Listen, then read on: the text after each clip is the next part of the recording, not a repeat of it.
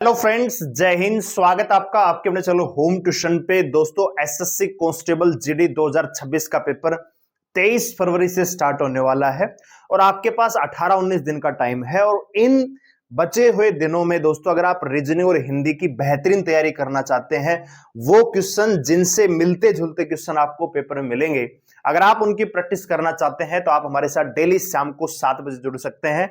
इसके लिए आपको चैनल को सब्सक्राइब करना है, बेल आइकन प्रेस करना है। डेली शाम को 7 बजे आपको दोस्तों एक दिन हिंदी और एक दिन रीजनिंग क्लास मिल रही है। तो आज की क्लास में दोस्तों हम रीजनिंग के क्वेश्चन लेके आए हैं और आप अपनी कॉपी पेन लेकर बैठिएगा, पेपर को सोल्व कीजिएगा और आप हमें एक कमेंट करके बताइएगा क्लास के बाद कि अगर आप इस पेपर को सोल्व कर रहेंगे पेपर में, या ये क्वेश्चन आपके सामने आएंगे, तो क्या आप इनमें से 15 स्कोर कर पाओगे। अगर हां तो वीडियो को ध्यान से पूरा देखिएगा और लास्ट में स्कोर जरूर कमेंट कीजिएगा। तो चलिए शुरू करते हैं आज की क्लास। ये जो क्लास है दोस्तों डेली शाम को 7 बजे आपको मिलती है, तो चैनल को सब्सक्राइब करके बेल आइकन प्रेस कर लीजिएगा।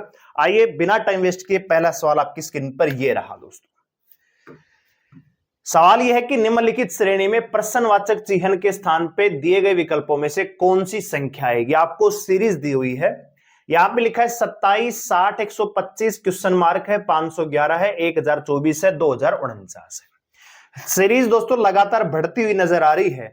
27 से 60 हुआ, 60 से फिर 125 हो गया, फिर क्वेश्चन मार्क है, सीधा 511, फिर 1024। तो 511 से जब 1024 हो रही है और 1024 से 2049 के पास जा रही, तो लग रहा है कि डबल होती है सीरीज जा रही है। तो हम इसको चेकआउट करेंगे। अगर 27 को दोस्तों मुझे बनाना है 60, तो क्या करूंगा दोस्तों, 27 गुणा में 2 कर दूं, 27 दूनी 54 प्लस में 6 कितना हो जाएगा, 60 हो जाएगा।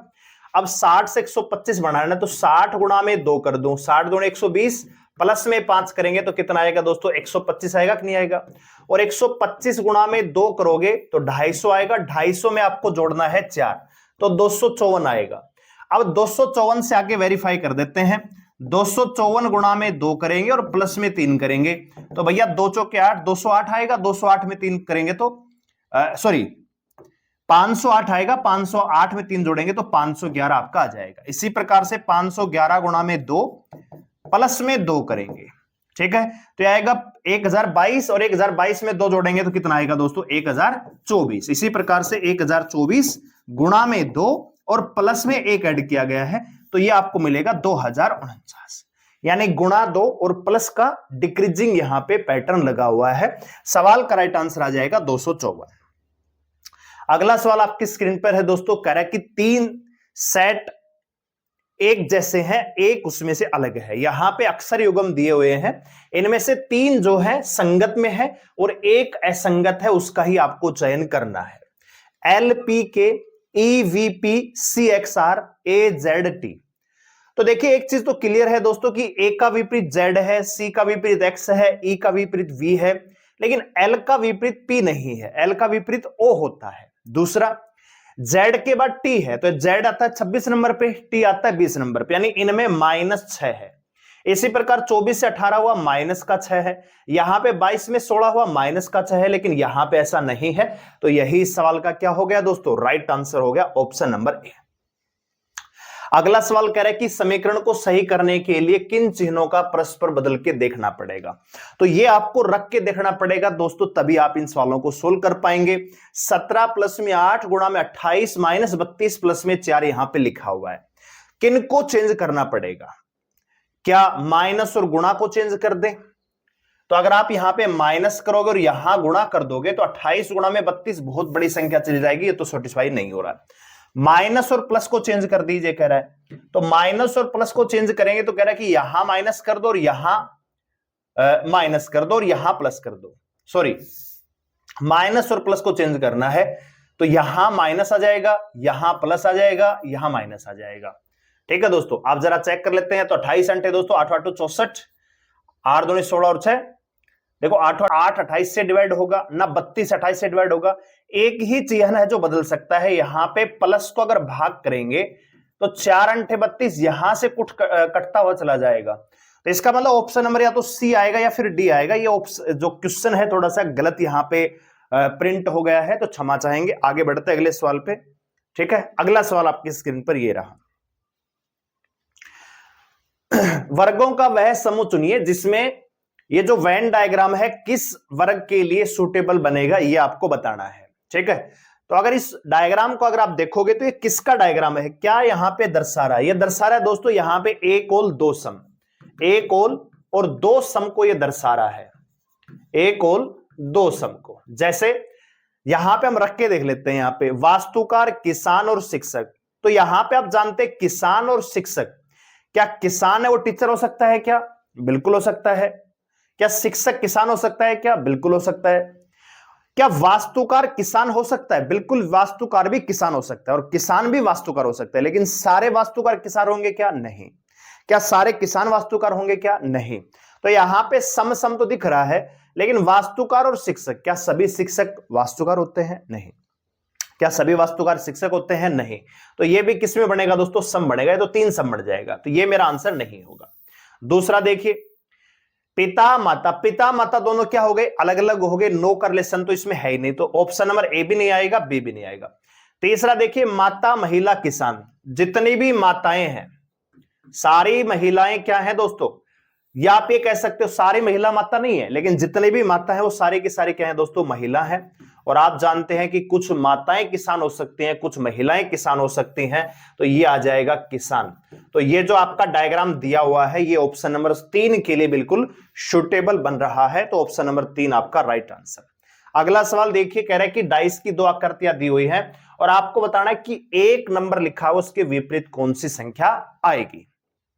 तो अगर पासे को आप ऑब्जर्व करोगे तो दोनों में एक यहां कॉमन है, एक यहां कॉमन है, एक ही सरफेस पे नहीं है, तो हमें अरेंज करना पड़ेगा। इस एक को मैं यहां लिख लेता हूं, इस एक को मैं यहां लिख लेता हूं।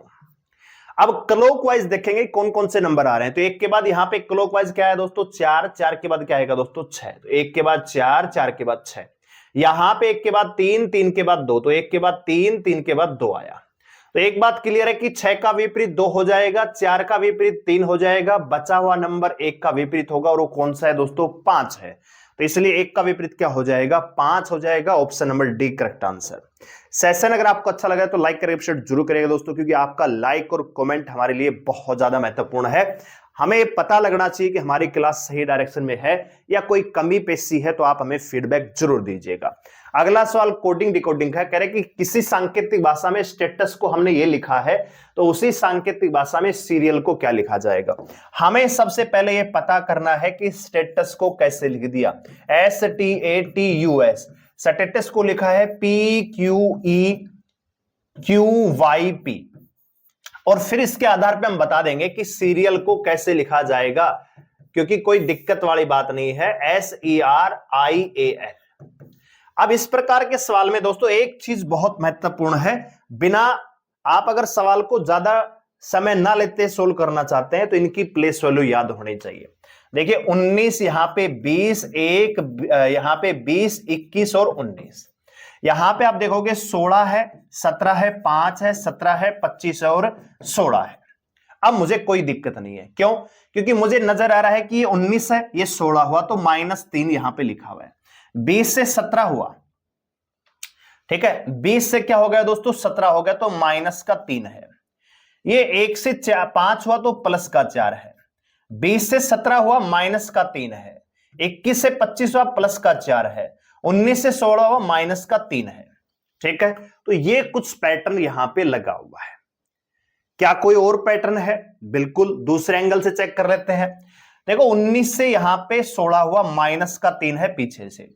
फिर 21 से 17 हुआ, -4 है।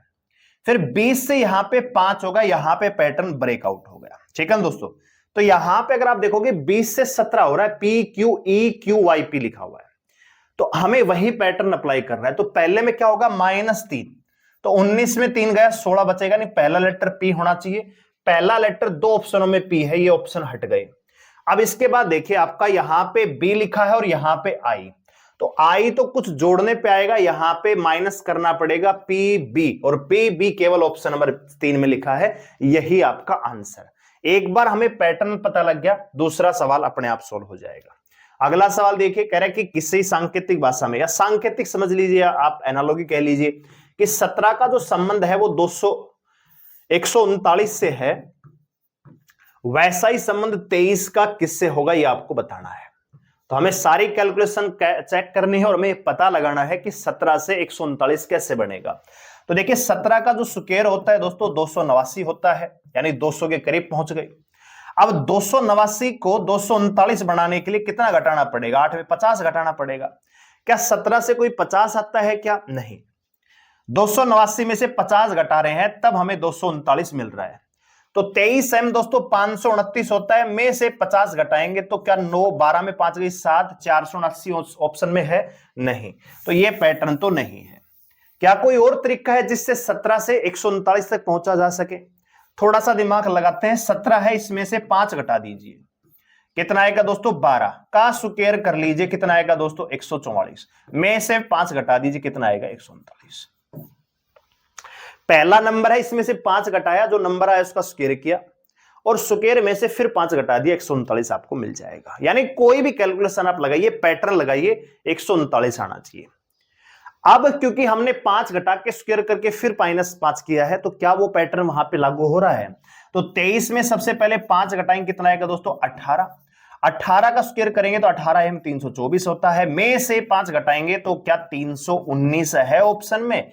तो 319 आप कहेंगे जी बिल्कुल है। तो यही हमारे क्या हो गया? सवाल का आंसर हो गया।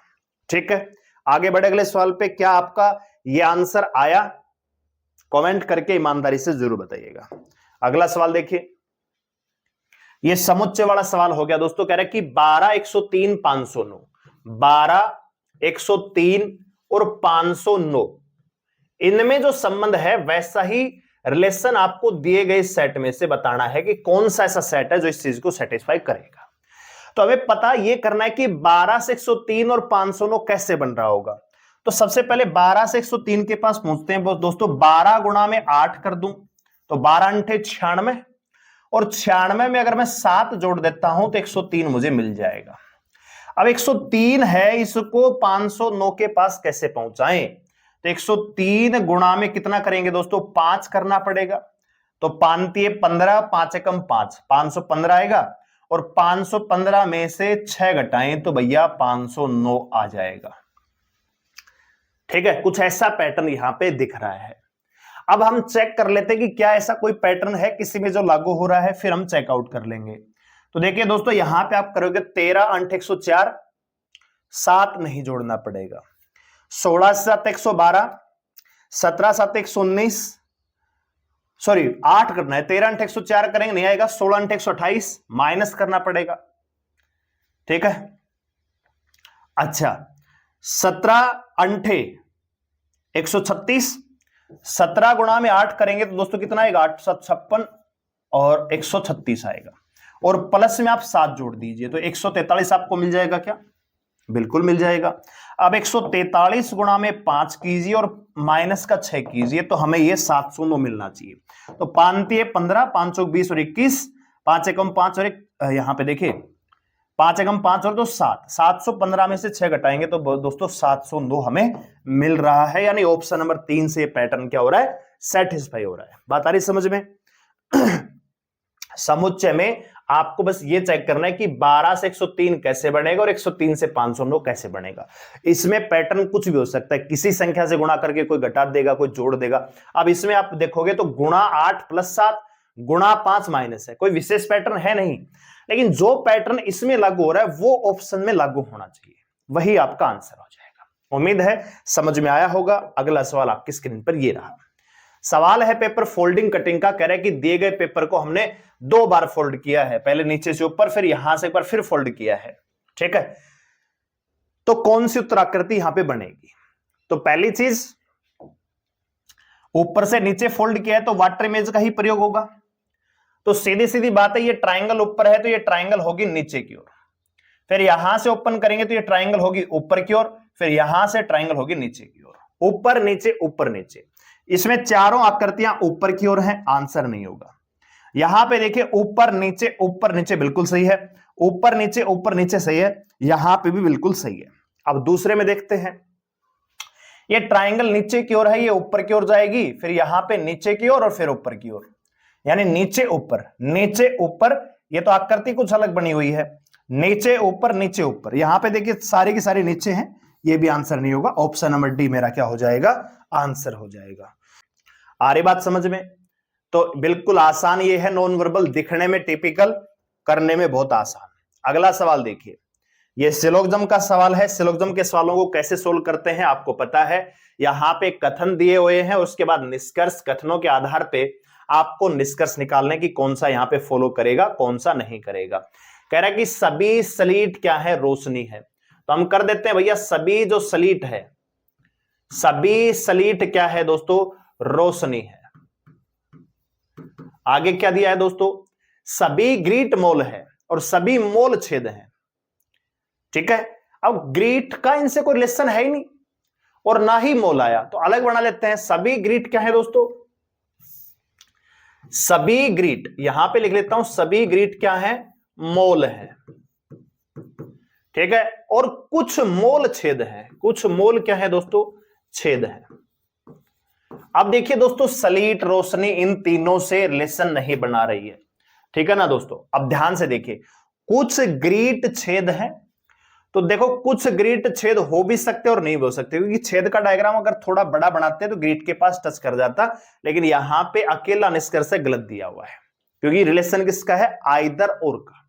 अगला देखिए, कुछ सलीट मोल है, तो कुछ सलीट मोल हो भी सकते हैं, नहीं भी हो सकते, हमें कुछ यहां पे स्पष्ट जानकारी कथनों के माध्यम से नहीं मिल पाई है। अगला है सभी रोशनी ग्रीट है, सभी रोशनी ग्रीट मतलब कोई संबंध दिख ही नहीं रहा है, तो ये भी क्या हो जाएगा, गलत हो जाएगा, कोई भी अनुसरण नहीं कर रहा। ठीक है दोस्तों, तो ये बिल्कुल सा सिंपल सवाल है, कोई रिलेशन बना ही नहीं, तो आंसर कैसे ही देंगे। सवाल अगला है कि दोस्तों 266-43 का जो संबंध कह रहा है 786 से है, वैसा ही संबंध आपको बताना है कि 43-121 का किससे होगा। यह सवाल आपके सामने रखा गया है। सारी कैलकुलेशन लगाइए और पता कीजिए कि इनमें क्या रिलेशन हो सकता है, और उसके बाद आपको आंसर देना है। सेशन अगर आपको अच्छा लगे तो लाइक कर जरूर करिएगा। तो यहां पे देखिए दोस्तों, एक तरफ बड़ी से बड़ी संख्या लिखी है और एक तरफ छोटी छोटी संख्या लिखी है, और यह सवाल है रीजनिंग का, और रीजनिंग में भी एनालॉजी का। तो कोशिश कीजिए कि सिंपल पैटर्न लगाने का प्रयास कीजिए। आप क्या करेंगे, इनका मल्टीपल करके देखेंगे, इतना बड़ा पैटर्न लगा नहीं है, क्योंकि इसका कितने से मल्टीप्लाई करोगे, अगर आप 10 से करोगे तो 7000 के पास पहुंचोगे। ठीक है ना, 50 से करोगे, फिर ऐसे नहीं करना, आपको सिंपल पैटर्न अप्लाई कीजिए। और सिंपल क्या है, इन डिजिट का सम करके देखिए, 6 6 12, 4 16, 3 19 और 2 21। यहां पे डिजिट का सम कितना आया है, 21। यहां पे देखिए 8 7 15 और 6 कितना दोस्तों, 21। तो यहां पे भी 21 है, इसका मतलब LHS बराबर क्या है, RHS लिखा हुआ है। दोनों तरफ का जोड़ क्या है, यहां पे बराबर है। तो हम यहां पे देखेंगे दोस्तों 4 3 7 8 9 और 2 11, इधर का सम कितना है, 11। तो वो मेरा आंसर हो जाएगा जिसमें डिजिट का सम 11 आ रहा होगा। ऑप्शन नंबर सी सवाल का राइट आंसर। अगला सवाल देखिए, क्वेश्चन नंबर 12 पे पहुंच चुके हैं। एक लड़की की तरफ इशारा करते एक महिला ने कहा, कोई लड़की है और कोई महिला कह रही है कि वह मेरे पति के दूसरे बेटे की पत्नी की बेटी है। तो लड़की किस तरह महिला से संबंधित है, यह बताना है। ठीक है, जोर लगाइए और आंसर दीजिए। देखिए, ये लड़की है और मान लीजिए मैं महिला हूं, खुद के ऊपर लोगे, सवाल बिल्कुल आसान हो जाएगा। वह मेरी मां के पति, किसकी मां के पति, महिला की मां के पति। महिला का मां कौन दोस्तों, मेरी मां का पति यानी मेरा फादर, महिला का फादर के दूसरे बेटे की पत्नी है। तो मेरी पिता का दूसरा बेटा मेरा क्या लगेगा, भाई लगेगा। अगर मैं महिला हूं तो मेरे पिता का जो बेटा है वो मेरा क्या लगेगा, भाई लगेगा। उसकी पत्नी है वो, भाई की पत्नी है, जो लड़की है मेरे भाई की पत्नी है, तो मेरी क्या लगेगी दोस्तों, वहां पे लड़की क्या भतीजी लगेगी, नहीं। क्या भतीजा लगेगा, नहीं। क्या बेटी लगेगी, नहीं। हां क्या लगेगी दोस्तों, भतीजी लगेगी, क्योंकि मैं उसकी क्या लगूंगी, बुआ लगूंगी। पिता की बहन हूं मैं, उस लड़की के पिता की बहन हूं मैं, तो पिता की बहन क्या लगती है दोस्तों, बुआ, तो वो मेरी क्या लगेगी, भतीजी लगेगी। बिल्कुल सवाल आसान सा है ये। अगला सवाल देखिए, 15 27 57 111 225 सीरीज में अगला नंबर क्या होगा, ये आपको बताना है। 4 ऑप्शन आपके सामने लिखे हुए हैं, बताइए जरा, आंसर दीजिए फटाफट। तो इसमें हम क्या करेंगे, क्या अंतर निकाल लें क्या, तो देखिए 15, 27, 57, 111 है, फिर 225 है। तो एक पैटर्न और हो सकता है सिंपल सा कि भैया 15 गुणा में 2 कर दें 30 हो जाएगा, -3 कर दे तो 27। 27 गुणा में 2 कर दे 27 दूनी 54, प्लस में 3 कर दे तो 57 आ जाएगा। 57 गुणा में 2 कर दे 114 आएगा, -3 कर दे 111 आ जाएगा। 111 गुणा में 2 करेंगे 222, प्लस में 2 करेंगे तो 225 आ जाएगा। 225 गुणा में 2 करेंगे दोस्तों, गुणा में आएगा 450, -3 करेंगे तो 447 इस सवाल का आंसर। बिल्कुल सिंपल तरीके से सवाल हो रहा है। आप चाहो तो इनका अंतर करके भी सवाल को सोल्व कर सकते हो। अगर आपके दिमाग में मल्टीपल नहीं आए तो आप अंतर निकालिए, अंतर से भी सवाल आपका सोल्व हो जाएगा। ऑप्शन नंबर सी सवाल का क्या हो जाएगा? Right answer. एक और सवाल है सीरीज का, कह रहा है कि 14, 27, 53, 92, 144। तो देखिए यहां पे भी सिंपल सा पैटर्न लग सकता है। 14 से करेंगे 14 दूनी 28, -1 करेंगे तो 27 हो जाएगा। 27 गुणा में 2 करेंगे 54, -1 आएगा तो 53 आ जाएगा। अब आगे देखिए 53 गुणा में 2 होता है 106, -1 करेंगे तो 105, क्या यहां पे है? नहीं, तो वो पैटर्न यहां पे नहीं होगा। तो फिर क्या होगा दोस्तों? हम निकालेंगे इसमें अंतर।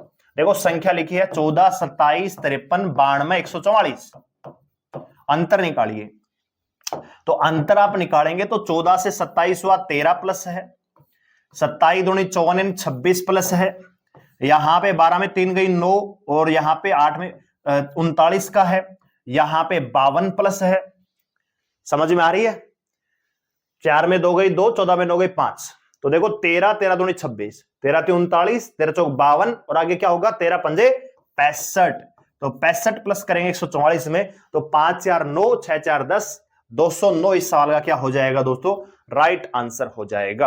यानी इस सवाल का जो आंसर आएगा वो कितना आएगा? 209। क्या आपका भी 209 आया है? कमेंट करके जरूर बताइएगा। एक और सवाल है दोस्तों एनालॉजी का, बहुत अच्छा सवाल है। कह रहे कि जो रिलेशन 71 234 का है 494 से, वैसा रिलेशन बताना है कि 2 3 1 7 6 का किससे होगा। तो अभी अभी इस प्रकार का सवाल मैंने करवाया है, तो अब तो आपका दिमाग उस तरफ ही जा रहा होगा जो मैंने आपको समझाया है। क्या समझाया दोस्तों? इधर छोटी संख्या, इधर बहुत बड़ी संख्या है, तो सिंपल पैटर्न लगाइए, जोड़ घटा कीजिए, सिंपल सा। हो सकता है इनका मल्टीपल सभी का बराबर हो जाए, जैसे 7 एकम 7, 7 दूनी 14, 14 42, 42 चौका, तो वो मल्टीपल बराबर हो सकता है, जोड़ बराबर हो सकता है। ठीक है, तो देखिए 7 और 1 8, 2 10, 3 13 और 4 17। इधर कितना आया है जोड़? 17। 4 4 8 और 9 17। दोनों तरफ जोड़ क्या है दोस्तों? 17 है। तो यहां पे देख लेते हैं 7 से 13, 14 3 17 और 2 19। तो क्या मेरा आंसर 19 आएगा? नहीं।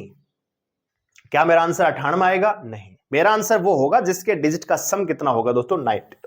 ठीक है, तो देखिए 7 4 11 से 17 होता है, ये आंसर हो जाएगा। 9 9 18 और 1 19।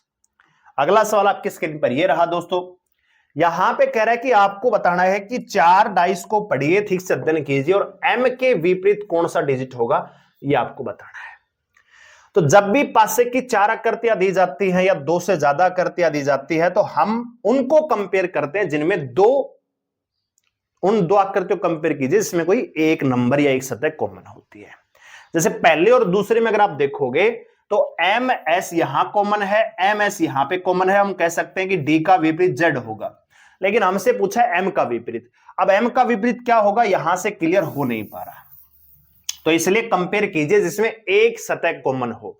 जैसे यहां पे आप देखोगे एम यहां पे कॉमन है और एम यहां पे भी कॉमन है।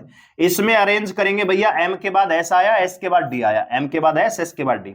यहां पे आप देखेंगे तो एम के बाद क्या रहा है दोस्तों? टी, और टी के बाद क्या रहा है? जेड।